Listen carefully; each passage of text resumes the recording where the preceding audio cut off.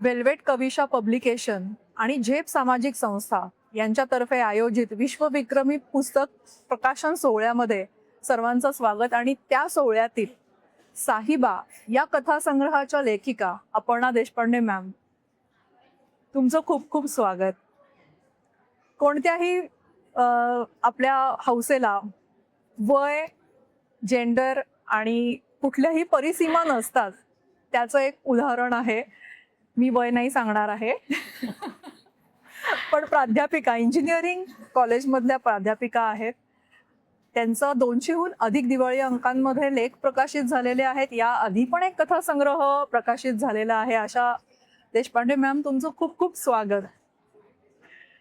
या साहिबा या पुस्तकाच्या प्रकाशन सोहळ्यामध्ये आपण आज भेटत आहोत. तर तुमचा लेखन प्रवास कसा सुरू झाला?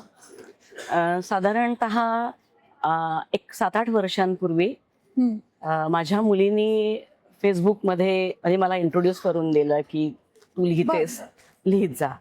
तर त्यावेळेला मी कथा लिहायला लागले आणि त्याला ओव्हरवेल्मिंग रिस्पॉन्स मिळाला मला. म्हणजे मला असं वाटलं नव्हतं की इतका चांगला प्रतिसाद आपल्याला मिळेल. आणि त्यातल्या कथा वाचून मग दिवाळी अंकाचे प्रकाशक, संपादक ते माझ्याकडे अप्रोच करायला लागले आणि त्यातनंच मला वृत्तपत्रामध्ये लेखनाचं सुद्धा काम मिळालं. म्हणजे फेसबुकमधनं सुरुवात झाली असं म्हणायला हरकत नाही. तर आपण सोशल मीडियाला कायमच नावं ठेवतो, पण त्याचाच आपल्या त्या सोशल मीडियामुळे एक छान लेखिका आज आपल्या समोर बसलेल्या आहेत.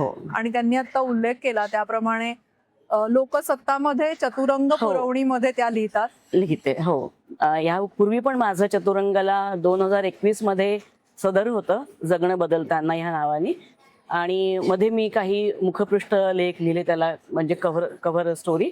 आणि आता 2026 मध्ये गुप्ततीची सावली हे जगभरातील ज्या महिला गुप्तहेर होऊन गेल्या वर्ल्ड वॉर 1, 2 आणि अदरवाईज सुद्धा, त्यांच्यावरती हे स्तंभलेखन सुरू आहे. आज आलेला लेख माझा. मस्त. आणि आजच आपल्या बरोबर त्या इथे बसलेल्या आहेत. अशा छान सुवर्ण संधी म्हणूया माझ्यासाठी की आपण आज संवाद साधत आहोत. हा जो विश्वविक्रम होणार आहे, त्याच्यात जे साहिबा पुस्तक होणार आहे, त्या पुस्तकाबद्दल थोडं सांगाल? मला हे नाव पण खूप आवडलंय. साहिबा हा तसा अरेबिक, उर्दू, हिंदी असा शब्द आहे.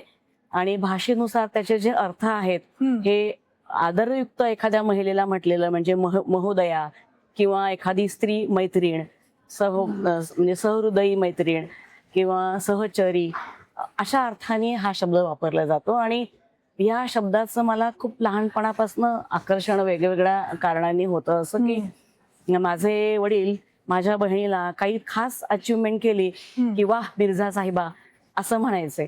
मग तेव्हा डोक्यात होतं की काहीतरी चांगलं म्हणजे साहिबा, असं मला लहानपणी वाटायचं.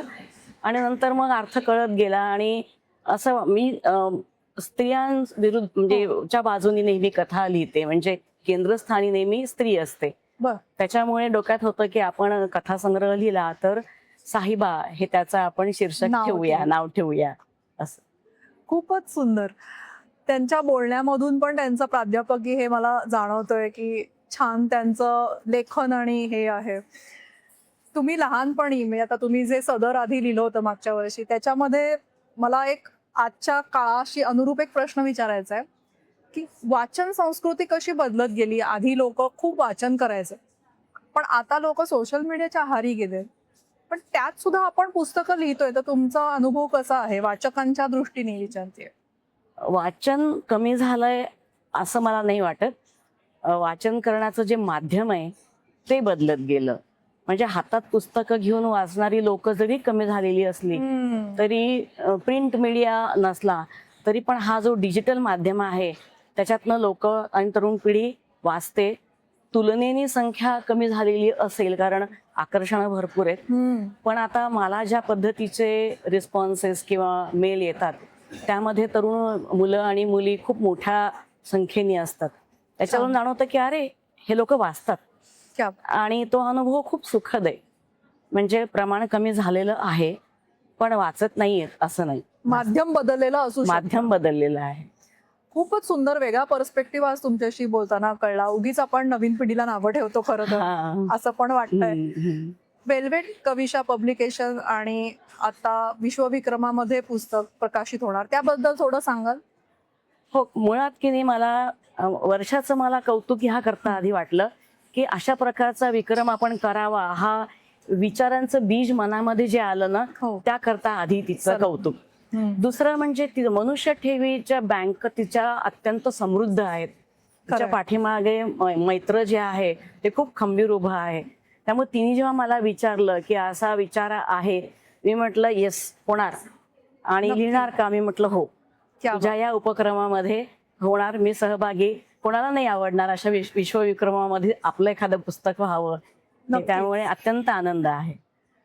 तुमच्या दोघींचं, वर्षा मॅम आणि अपर्णा मॅम, या दोघींचं खूप खूप कौतुक आहे की असं तुमच्यामुळे हे असं मोठा विश्वविक्रम आज घडतो आहे. हो, आणि तुम्हाला पुढच्या वाटचालीसाठी खूप खूप शुभेच्छा.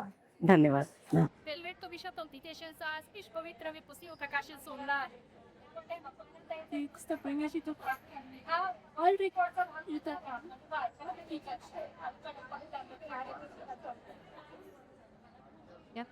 लहानपणापासून बघितले की ते तेच आचार्य दबरी सेलिब्रेट झालेला हे मुद्दा आहे. त्यामुळे आज मला ऍक्च्युली खूप अभिमान वाटतो की त्याचं दुसरं पुस्तक प्रकाशित होत आहे आणि ही कथा संग्रह आहे. मी वेट करते की कधी मी पुस्तकात लवकरात लवकर हातात केली तर वाचायला सेवा केली. अर्थ बऱ्यापैकी लिहिताना वाचलं आहे ते, but I feel very proud. आज आईच्या काशोत्सवण्यासाठी का समापास कावले त्यांना असे खूप कॉन्फिडन्स पण यांना तिला जो मुलीचा पाठिंबा मिळतो त्याला अजून मला वाटतं की परत आहे